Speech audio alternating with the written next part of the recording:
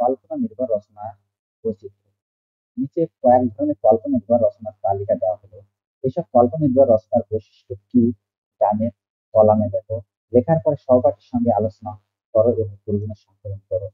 কল্পনা নির্ভর রচনার শ্রেণী, রচনার বৈশিষ্ট্য, তারপর রূপকথা, বৈজ্ঞানিক কাহিনী, কল্পকাহিনী, রম্য রচনা। এগুলো রচনার বৈশিষ্ট্য কি হতে পারে? দেখো আমি এখন এর উত্তরে চলে আসছি। রূপকথা। রূপকথা রচনা বৈশিষ্ট্য, কল্পনা শক্তির ব্যবহার। রূপকথা রচনায় লেখকের কল্পনা শক্তি অধিকভাবে প্রকাশ পাওয়া যেতে পারে।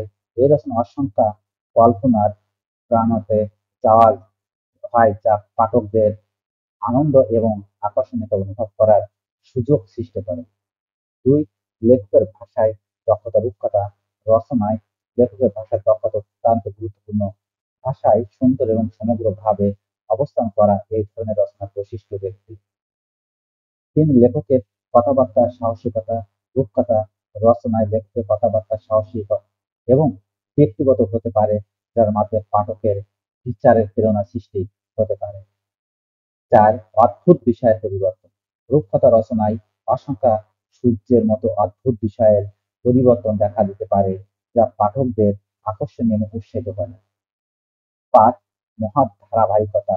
রূপকথা রচনায় সংগঠনমূলক বা মহৎ ধারাবাহিকতা প্রকাশিত হতে পারে, যা রচনার সুপাত্র হিসেবে লেখকের সুযোগ যে পাঠকদের প্রতিফলিত করতে। রূপকথা রচনার বৈশিষ্ট্যের মধ্যে এই কিছুটা অংশ আছে যা এ ধরনের রচনার মান ও সংস্কৃতি তৈরি করে। তারপর দেখো বৈজ্ঞানিক কল্পকাহিনী। বৈজ্ঞানিক কল্পকাহিনী রচনার বৈশিষ্ট্য নিম্নলিখিত। ১ নাম্বার, বৈজ্ঞানিক বিষয়বস্তুর উপর ভিত্তি। বৈজ্ঞানিক কল্পকাহিনী রচনা বিজ্ঞান এবং প্রযুক্তির বিষয়বস্তুকে মূল ধারণা হিসেবে নেওয়া হয়।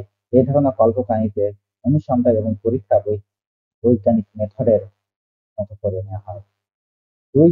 পরিস্থিতি বিবেচনা। বৈজ্ঞানিক গল্প কাহিনী পরিস্থিতি এবং বিজ্ঞানের নিয়মগুলি ধরে নেওয়া হয়। বৈজ্ঞানিক প্রমাণ, লৌকিক এবং বিজ্ঞানের মূল্যায়ন এ ধরনের কল্পকাহিনীর গুরুত্বপূর্ণ বৈশিষ্ট্য। ৩. প্রযুক্তির ব্যবহার।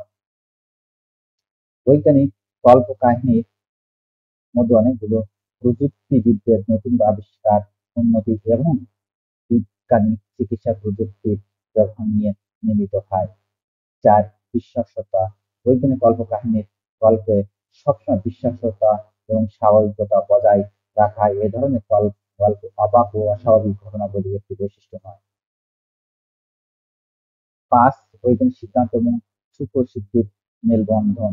বৈজ্ঞানিক কল্পকাহিনীতে ধারাবাহিক জগতে বৈজ্ঞানিক সিদ্ধান্ত এবং সুপ্রসিদ্ধ মেলবন্ধন করা হয়।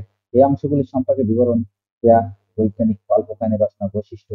এই ধরনের কল্পকাহিনী সাধারণত বিজ্ঞান বিষয়ে আগ্রহী পাঠকদের মধ্যে খুব জনপ্রিয়।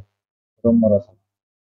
রম্য রচনা হলো একটি রচনাশৈলী যা লেখনী ধর্মীয় কাহিনী বা গল্পের সাথে সংগতিপূর্ণ, কৌতূহলিক এবং বিনোদনমূলক বর্ণনা। এটি সাধারণত রোমাঞ্চক এবং বিনোদনমূলক ঘটনা, স্থান ও চরিত্র নিয়ে ধরা থাকে। রম্য রচনায় লেখকরা সাধারণত পাঠকের হাসি সৃষ্টির জন্য উপযুক্ত মজার অবতারগুলি ব্যবহার করে। তাদের লেখা পাঠ্যগুলি সাধারণত মজার এবং উপহাসমূলক। এই রচনার বৈশিষ্ট্য হলো: ১. বিনোদনমূলক ঘটনা। রম্য রচনার লেখাগুলি সাধারণত মজার এবং বিনোদনমূলক ঘটনা নিয়ে ভরা থাকে। এই ঘটনাগুলি সাধারণত সুন্দর এবং স্মৃতিকর হয়। ২. উপহাসমূলক দৃষ্টিভঙ্গি। রম্য রচনার লেখাগুলো সাধারণত হাসির জন্মদাতা হিসেবে পরিচিত হয়। এই রচনাগুলো পাঠকদের উপহাস করে এবং তাদের মনের মধ্যে হাসি তৈরি করে। ৩. মজার দৃষ্টিভঙ্গি। রম্য রচনার লেখাগুলো সাধারণত মজার এবং অদ্ভুত দৃষ্টিভঙ্গি নিয়ে ভরা থাকে।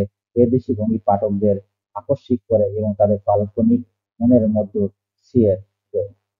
৪. সুন্দর ভাষা এবং কল্পনা। রম্য রচনার লেখা সাধারণত সুন্দর ভাষা এবং সৃজনশীল কল্পনা নিয়ে ভরা থাকে। এই লেখকরা সাধারণত উপযুক্ত ভাষার মজার ব্যক্তিত্ব ব্যবহার কোনো রম্য রচনার গল্পগুলি লেখে। ৫.